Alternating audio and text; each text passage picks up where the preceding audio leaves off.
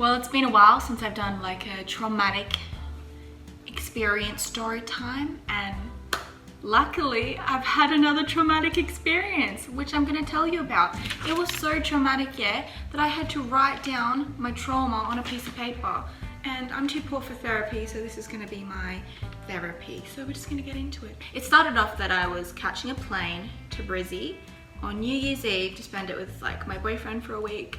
And it was the first time me catching a plane on my own. So I was already going through like emotional distress. I was anxious, but I knew that I just had to do it because sometimes you just have to put your big girl pants on. And trust me, my pants are large. And just do it. Sometimes you just have to do it. So I did it and I booked my flight.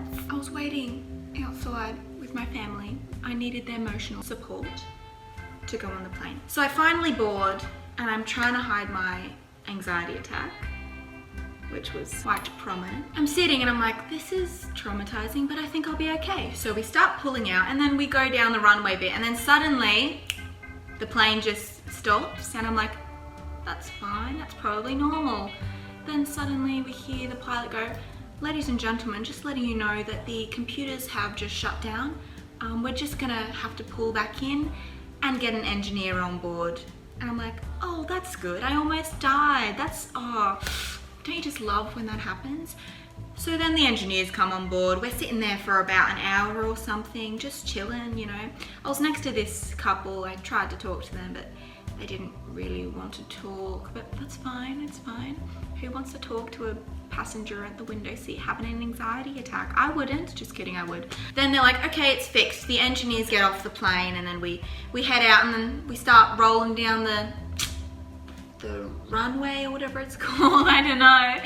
And yeah, we're going and I'm like, okay, you know, I'm a bit more anxious now because of the first thing, but I think I'll be okay this time. And then suddenly, oh, don't you just love when this happens? The computer shut down again and the plane stops and then they're like, oh, what? That's weird. The pilot, God bless him, once again says, sorry, the computers have shut down. Once again, shout out to Jetstar for giving me 17 panic attacks. Respect the hustle. The plane, I'm like, oh, that's nice. My parents left me and my flight's cancelled. Oh, that's good. I'm without my luggage and oh, just, you know, that warm fuzzy feeling inside. It was so good. So then get my phone. I'm like, Mum, can you please heckin' come back? I'm going through some trauma right now and I'm alone and my flights are cancelled. So they come back and I'm just waiting at the airport for an hour on my own, wandering, trying to find my bag. Then finally my bag comes out and then there's all these alarms going off because some people's like luggage got lost, there was a clog, and I was like, all right, I'm gonna head out. So I just go to the bathroom and I'm like, I'm just gonna chill there for a while. I was wearing these lovely pale pink hippie pants and then I have a cheeky look in the mirror and I notice a large red circle on my buttocks. Yes, ladies and gentlemen, while stranded at an airport alone, my body decided to give itself its period, which was just the cherry on top of everything wonderful that could happen. So there I am, butt naked in an airport bathroom trying to find a spare change of clothes.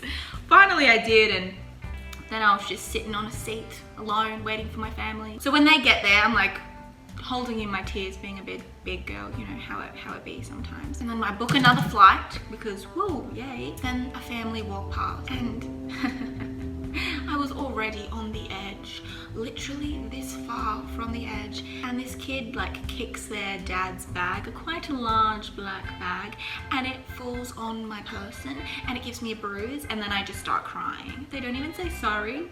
And then like, I'm just crying because it was just too much. My emotions were running high. I was having intense stress. And I know, first world problems. Yes, am I a little bitch? Yes, probably, maybe a little bit. But you know what? That's okay sometimes. Finally, I get another flight at 6 o'clock at night. I was there from 8 a.m. till 6 o'clock at night. So, woo! So good. So many happy memories in the airport. So then I'm sitting on the plane and then I'm waiting for ages because the wind was so intense. They're like, yeah, we can't fly yet. I'm like, oh, that's good. I may as well just pack my bags and leave at this point. I'm going through so much trauma. Then I just kept remembering, no, because Dan is gonna be at the airport in Brizzy. And then once I see him, it'll just make everything better. So I didn't give up, and I just stayed on that flight. And then finally it took off, and you know, God bless the people on that plane. They gave me free wine. They gave me 1 glass of free wine to just calm my trauma that I was going through. So, you know, God bless Qantas. You're the man, the myth, the legend. Yeah, and then I got there finally, New Year's night, and then I saw Dan, and it was all good. You know, he made that week that I was in Brizzy so lovely. You know, he's a good egg, but you know, it was just traumatizing, the whole experience. But would I do it again to see Dan? Yes, I would. I would happily go through all that trauma, all that blood on my favorite pants, the sweat, tears, the anxiety attacks. I would do it again. But I think next time I'm sure it'll be less traumatic. Probably, I don't know, pray for me.